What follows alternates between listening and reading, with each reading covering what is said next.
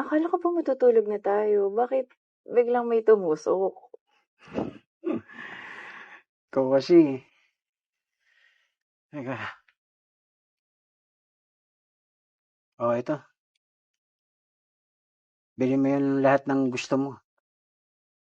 Dinagdagan ko na yan, ha?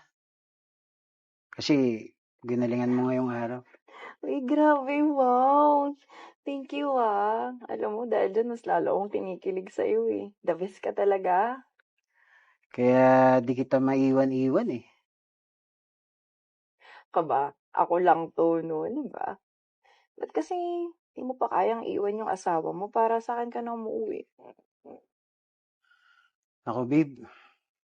Naiisip ko na nga yun iwan, eh. Kasi nalolosyang na. Kung hindi lang siya dahil sa may anak kami, iniwan ko na yun, matagal na. Yun naman pala, eh. Pwede mo naman sustentuhan yung anak niyo, di ba? Kahit magkahiwalay kayo. Sige, gawin ko yan. Malakas ka naman sa akin, eh.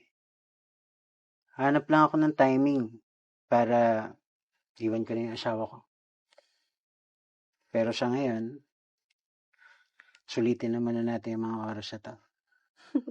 Okay po. Tara!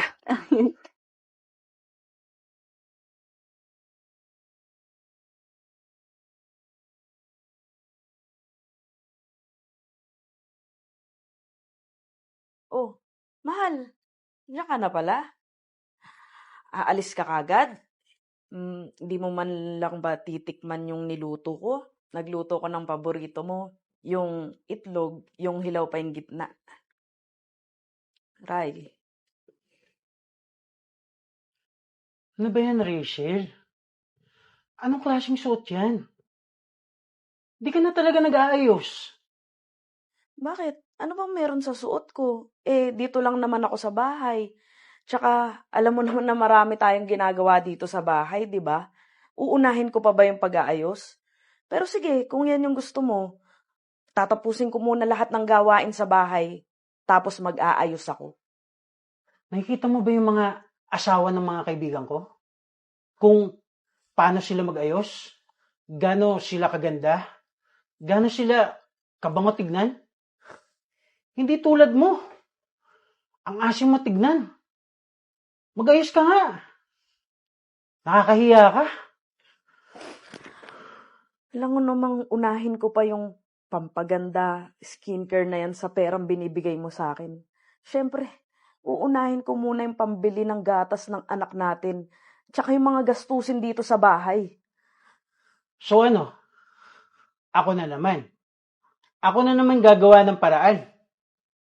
Di magtrabaho ka. Gawan mo ng paraan. Hindi yung ako na lang lahat. Bakit ba, Ryan? Alam mo ba yung ginagawa ko dito sa araw-araw? Ako yung naglilinis ng bahay. Ako yung naglalaba. Ako yung nagluluto. Ako na rin yung nag-aalaga ng anak natin. Hindi biro yung ginagawa ko sa araw-araw, Ryan. Alam mo, rinding-rindi na ako sa ginagawa mo, tsaka sa pag-uugali mo. Lagi mo na lang pinanunumbat yung mga ginagawa mo dito sa bahay.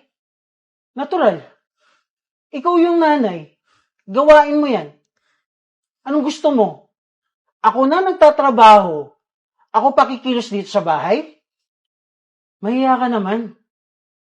Alam mo, sa totoo lang, ayoko nang tignan ka eh. Yung gusto ko naman yung sexy, yung maganda, yung mabango. Hindi yung ganito. Maghiwalay na lang tayo.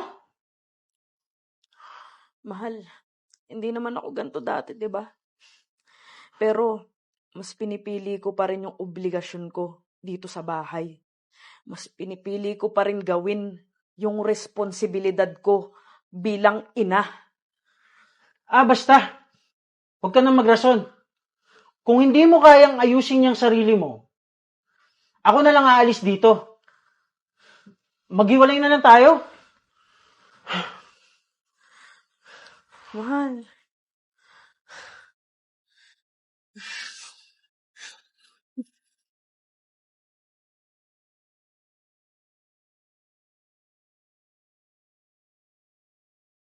Hi, babe!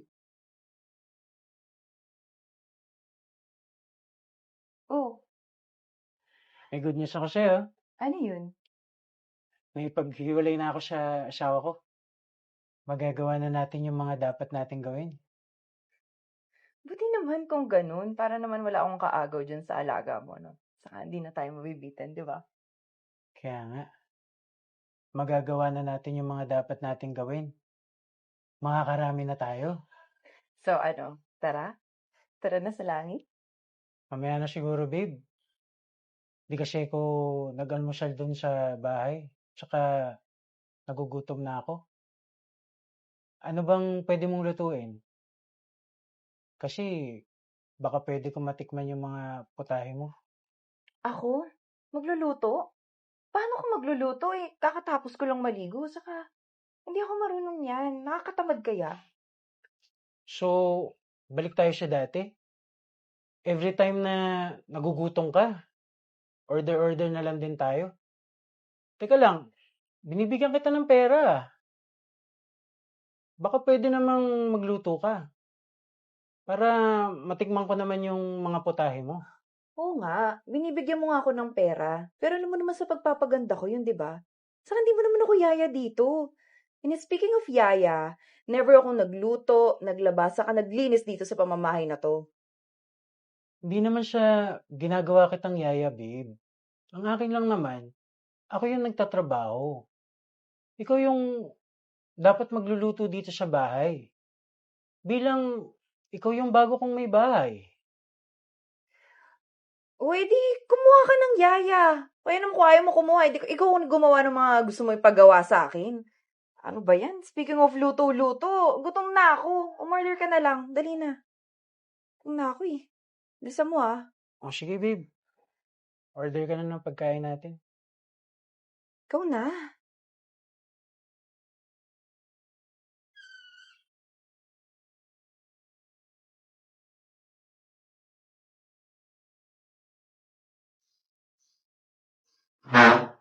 Oh, Ryan, ikaw pala yan. Ang ginagawa mo dito? Gusto sana kitang kumustahin. Tsaka yung anak natin. Ang laki ng pinagbago mo, ha? Mukha ka ng dalaga ulit. Hmm. Ito ba? Wala yun. Medyo nakabawi-bawi na tayo mula sa pagkalosyang. Tsaka yung anak natin malaki na, kaya nagkakaroon na ako ng time para ayusin yung sarili ko. At tsaka, nakahanap na rin ako ng trabaho na makakapag-provide na rin pati sa sarili ko. Totoo niyan. Nagpunta ako rito para humingi ng tawad sa'yo. Sa mga nasabi ko. Tsaka sa mga nagawa ko noon. Naku, wala na sa akin yun. Tsaka, nakamove on naman na ako matagal na yun. Teka, ikaw, kamusta ka na? Kamusta na kayo ng asawa mo? Tsaka, bakit parang pumapayat ka? Ah, ganun ba? Mukhang masaya ka na nga eh. Ako, okay lang naman ako. Pero, iniwan ko na siya. Mas na-realize ko na kahalagahan ng may isang may bahay. Kaya nga, nagbabaka sakali ako na tanggapin mo ako ulit para makabawi ako sa anak natin. Alam mo ba, Rachel, sa maniwala ka man sa hindi, ang laki ng pagsisisi ko nung iniwan ko kayo at ipagpalit sa iba. Ngayon na mas naiintindihan ko ng lahat, sana mapatawad mo ko at mabigyan pa ng pagkakataon na sana maitama ko pa lahat ng mga pagkakamali ko. Sa totoo lang, Ryan, sobrang sakit ng ginawa mo. Sobrang sakit ng ginawa mo sa amin ng anak mo. Ni minsan hindi sumagi sa isip ko na gagawin mo sa amin yun eh. Pero alam mong ginawa ko. Nagpakatatag ako. Nagpakatatag kami para mapunan namin yung sarili naming pangangailangan. Naging lakas ko si Benny, ang anak natin, kaya ako nakabangon. Pero sa ngayon, sorry, di kita kayang tanggapin eh. At hindi ko alam kung kaya pa. Iba kasi yung trauma na binigay mo sa akin. At ayoko nang maranasan ulit yun. Please, Rachel. Nagbago na ako. Lahat ng pagkakamali ko noon, hindi ko na ulitin yun. Saka, gusto ko nang makabawi at gampanan yung mga responsibilidad ko sa inyo. Ayaw mo bang mabuo ulit yung pamilya natin? Walang ina ang may gustong hindi kumpleto ang pamilya nila. Papaalala ko lang sa'yo ikaw yung may dahilan kung bakit hindi na tayo kumpleto ngayon. Noon, pinipilit kong ayusin yung pamilya natin. Pinipilit ko na maging masaya at kumpleto tayo. Pero wala akong nagawa. Mas pinili mong sirain yun. Nagmamakaawa ako sa'yo. Pero wala akong nagawa.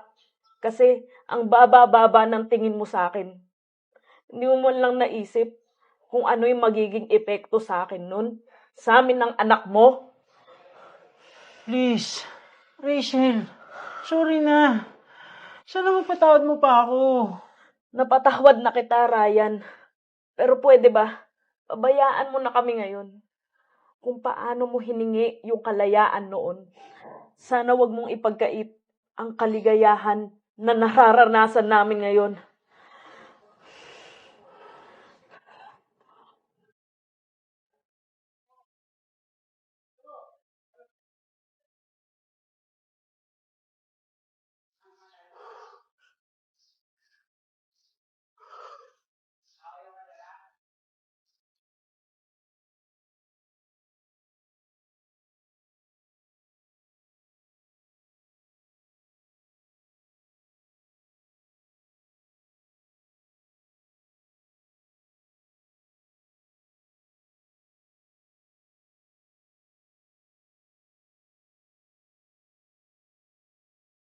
Baby, tara na. Let's Baby. go. Hindi ka na ba? Kanina pa. Tagal mo. Naglalaway ka no. Oh, wait lang. Huwag natin kalimutan yung secret weapon mo. Oo nga. Diba? Sige. Dali, Hintay mo ako, Ang tagal pa niyan.